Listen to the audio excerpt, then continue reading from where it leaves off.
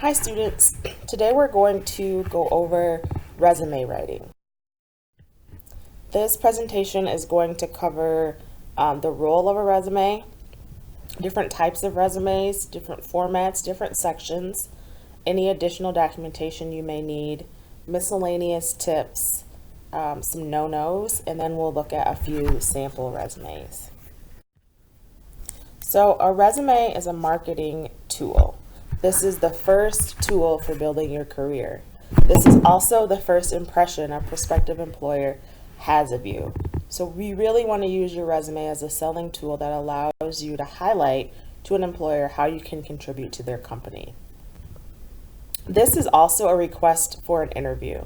So the purpose of your resume is to get you an interview at the place that you are interested in working. So you have to work to capture the reader's interest and attention and convince the employer that you have the ability to fill their position. So the big picture of a resume is this is a snapshot of what you believe are your most important experiences and qualifications. There are a couple different resume formats. The first format is chronological order. In this format, you highlight your work experience in reverse chronological order. So that means that you are starting with where you are currently employed and then working backwards. You want to make sure not to leave any gaps. Employers really look for gaps in your employment. That's one question they might ask at an interview. So you want to try to leave out any gaps if possible. The chronological format is the most widely used format for working professionals. In my experience as someone who's served on hiring teams and I've looked at hundreds or thousands of resumes, this is the format that I see most frequently. There's also a functional resume format, and this highlights specific skills for which the market has high demand. This form, though it is usually not used by people who are just graduating from college and seeking employment. This is used to change jobs or to change careers. So you can see on that sample that they're just listing the professional skills that they need that would make them an asset to whatever position they're applying for. And then there are resumes that are a combination of both functional and chronological. So in these resumes, they highlight specific work experience, they highlight marketable skills, they use reverse chronological order. And this, a lot of times, is the best style for most college students because you have a combination of both. You're including your work history, which probably isn't going to be as extensive as someone who's been in their field for a while. And you're highlighting the skills that you have that would make you an asset to a company. So the thing that you want to focus on, or like the silver bullet as we'll call it, what is your story? What slant can you take on your resume? Do you want to emphasize internship experience if you have it? Do you want to emphasize work experience? Sometimes it's beneficial to emphasize coursework. So if you have a specific course, this one, for example, can help employers know that you do have some skills and training in technical writing. Are there special projects that you've worked on? Do you want to emphasize those? Have you done research? Do you want to put that on your resume? Do you want to emphasize personal traits? And then also, what is unique or interesting about your college experience? Those are some things that you can put in a resume. Some standard sections. You have to have a header. So that is the top part up here with your name, your contact information. An objective. So this kind of tells about what you're looking for, and we'll get more into that later on. Your education. So do you have a bachelor's degree? Do you have an associate's degree? Do you have a master's degree?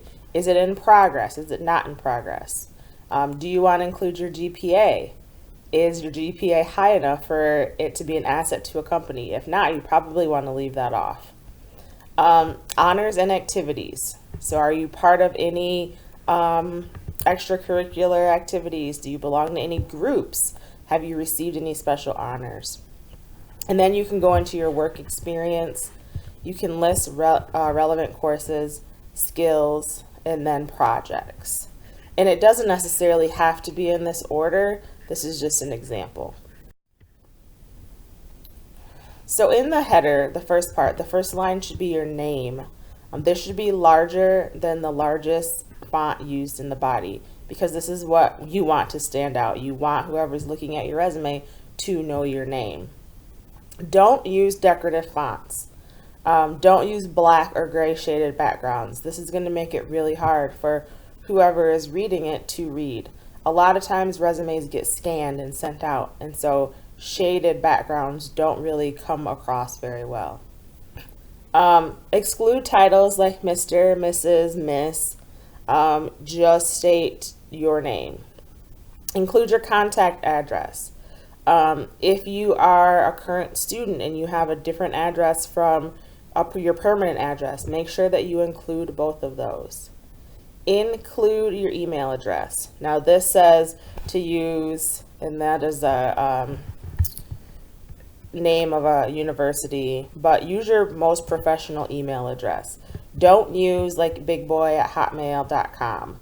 You want to use something that sounds professional. You can use your GRCC email address if you're a current GRC student, but my recommendation would be to create a professional email address. Like mine, I have my GRCC account, but I also have an account that is just my first and last name at gmail.com, because it's professional, and I've used it since I was very young. I won't get into how old I am. Include your phone number. If you have a weird like voicemail message on your phone, change it so that it's professional. So if someone calls you, they get the professional you. The objective section is actually something that's considered optional. And again, there's an article that you'll read about this a little bit later. If you are choosing to include this, you want to make the statement clear, concise, and to the point. Excuse me. There are some examples there. So just saying I want to get a job is bad. To attain an internship in the computer industry is better. It's still weak. A good one would be to attain an internship in the computer industry working with database or network security. It's very specific. It's clear. It's to the point. Avoid being overly specific to a single company. What happens when you're applying for jobs is that you're typically applying for more. So if you make it so specific like that, you're going to end up editing your objective over and over and over again each time you send your resume, and 9 times out of 10, you're going to forget and send the wrong objective to the wrong company. So don't make it overly specific. You can use objectives from the company's perspective. So an example, to attain a web application programming position where knowledge of Java and the Struts framework will add value, to the overall development process. The honors and activities section. So this section should scream, I am a leader, to whoever is looking over this section. It should only contain honors and awards earned during your time in college. You can include academic or extracurricular items. Include a brief description if it's not self-evident from the title. I can't stress this enough. I've looked at so many resumes that have like the Amazing Woman Award. Well, we need more information than that. So if it's not evident, add a description. Don't include hobbies or activities not related to the job or your story. It is good to include leadership positions, and it's good to list memberships, but just saying that if you're applying for an engineering position and you took ballet class when you were 5, that's not something that needs to be included. Also, you don't need to include volunteer work unless there's a direct and positive link with the job or your story. So again, if I'm applying to be a teacher, I don't need to include information about when I handed out water at a local 5K race because that's not really important to the job. If I had volunteered like reading books to children, that would be something that I would include. Your work experience section, dedicated to most recent and relevant employment. The format should be the employer and location on the first line. You do not need the name of your supervisor or the complete address or contact information. The position and time span on the second line. Use only year, not month and year, and try to avoid any gaps. Each position should have at least 2 bullet points. One of those points should explain the role and your contributions, and the other one can be kind of a description of some other things that you've done or achieved at the company. Don't emphasize duties, but emphasize outcomes, and you can see the 2 examples there. This is difficult. I think most people typically list duties and not outcomes, so there's some wiggle room there. Watch the tense. For a current job, use present tense. For past jobs, use past tense. Again, this is something that I see all the time on resumes, and it's kind of just a little pet peeve of mine. Relevant courses. The keyword here is relevant. So don't include any like foundation courses. You want to really include courses that stand out. So I'll use the teacher example again. I wouldn't necessarily need to include like I took English 101 or I took Math 95. I would want to include the courses that are relevant to the position. So, I took Introduction to Education. I took Multiculturalism in Education. Those are the relevant courses. Most employers will assume that you've had the foundational courses. In the skills section, you want to emphasize your technical skills. This is an example that's specific to a certain type of job. But again, your skills section is going to be dependent on what you are applying for. The skills that I would need to highlight for an engineering position would be different from the skills I need to highlight for a teaching position or a chef position or a social work position. For the project section, used correctly, this can set you apart from other new graduates. Most grads don't get an opportunity to use this section because they haven't really completed any projects. But if you have, you want to show the lengthy, the most impressive, the relevant projects, the ones that you've made a real contribution. And again, each project should have at least 2 bullet points focusing on the outcomes and kind of giving a description of the project. Now, you also need a cover letter. You need a cover letter to focus attention on elements of your background that are particularly relevant to the company. This letter acts as your verbal introduction to the employer.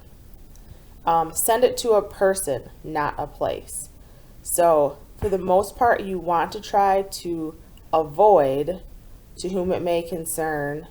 If you can't find the name of someone specific, dear recruiter or dear hiring committee could work, but you want to try to find a name.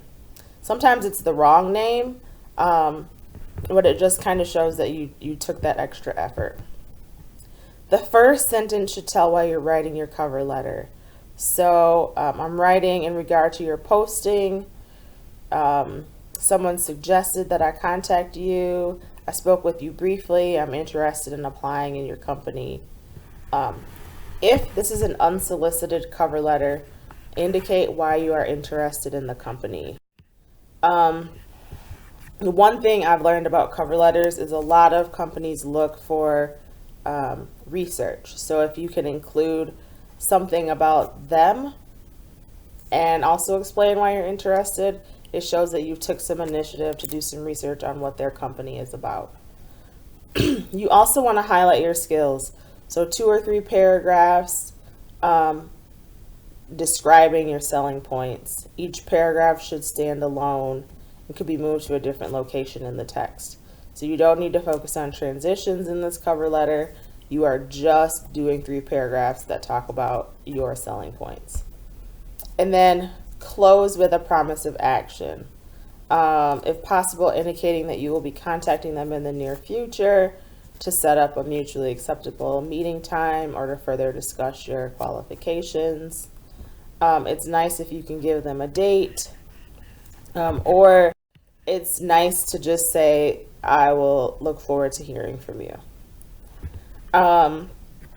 Here is an example of a cover letter. I'm not going to read through it. You can pause it here if you'd like to read through it to see how it's formatted.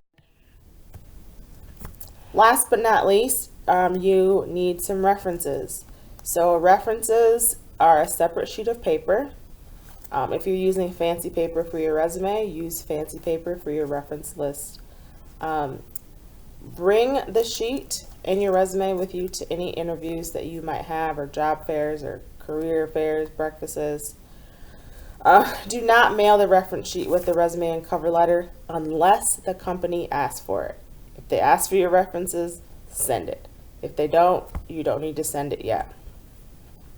The reference sheet is a standalone document, so it should include your header from the resume, so your name, contact information, and then try to arrange the contact information in a pleasing fashion. Use professional references only, again, unless they ask for non-professional references. So you want to pick individuals that you know think highly of you and that are familiar with your work. I've gotten people who have asked me to do reference letters for them, and we've had a horrible working relationship. That's not the best choice. You want to choose someone that you know is going to give you a good reference. Always ask your references before using their names. So you need to contact them and say, hey, I'm applying for this job. Would it be okay if I use you as a reference? Depending on your relationship with this person, this might need to be a formal ask, or it can be an informal ask. A lot of times people will say, send me information about the job, or send me some information about you so that I can appropriately, understand. So that's something that you need to be prepared for. Most large employers will scan your resume into a central database. So some tips to assist with this process.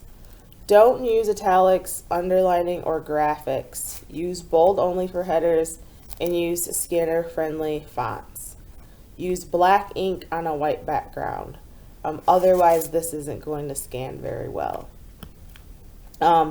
Most lookup is keyword based, so you want to include some of those keywords in your resume so that if someone is searching it, yours will come up based on whatever keyword they're searching. Some tips for delivery of your resume. You can post it online, and the rules for posting resumes online are still emerging, but there are some common mistakes. So when you are converting something to post online, a lot of times your fancy formatting doesn't transfer. So you want to use a PDF if you are allowed. That will save your formatting and allow you to post it. Make sure you go back and proofread this carefully after you convert it. Your formatting could be lost. Autocorrect takes over sometimes, so you definitely want to do that. These next two bullets I'm a little shaky on, so you can take them for what they're worth. I'm not sure if I really adhere to the, if they ask about salary, leave it empty, and if they force it, be honest but don't shoot for the moon. I've been in instances where I feel it's better to, ask for the amount that you want. The worst they can say is no or offer you a less amount. Emailing your resume attached as a PDF or Word document. You can include the text version in the email messages in case they lose the attachments, and then test it before you send it. So send your resume to at least 3 other people, ask them to print it and send it back to you.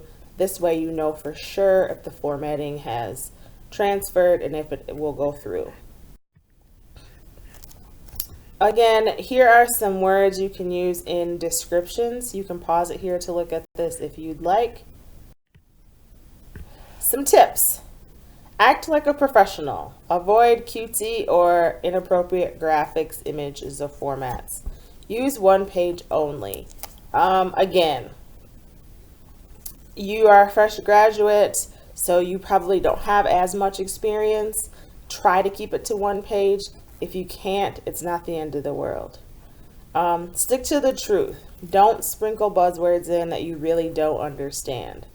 Now, this is different from what I said about using keywords. Keywords are good, but don't put stuff in your resume that you don't know what it means, because if you get an interview and someone asks you about it, there's going to be a problem. Focus on achievements and results. So laundry lists of duties are not impressive, but like things you've achieved, results you've gotten are what is going to be impressive for folks. Some more tips. Use easy to read language. There's a quote from Winston Churchill that says, use short, old words. Get the words and punctuation correct. Errors in broken English are the kiss of death. I definitely agree with this. Follow the instructions that the company gives you. So if they ask for specific information, give it to them.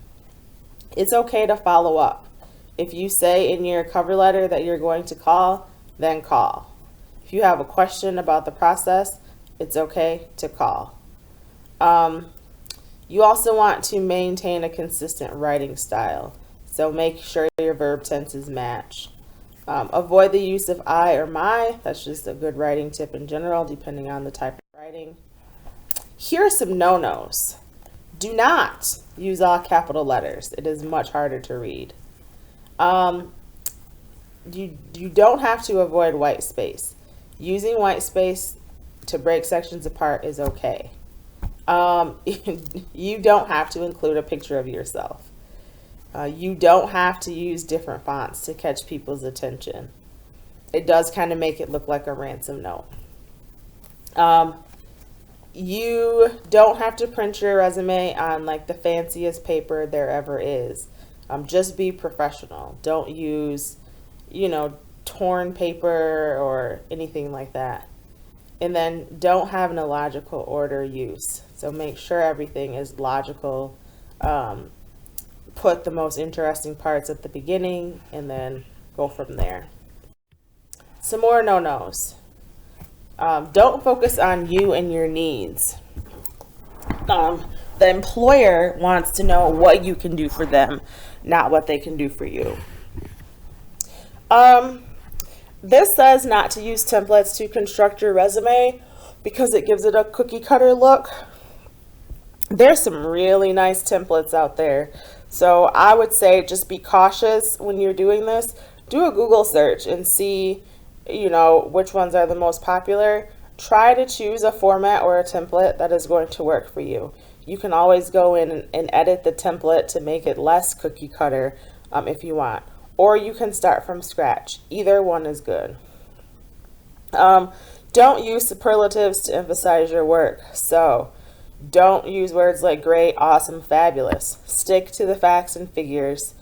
This is not an evaluation of yourself. And don't use long flowing sentences.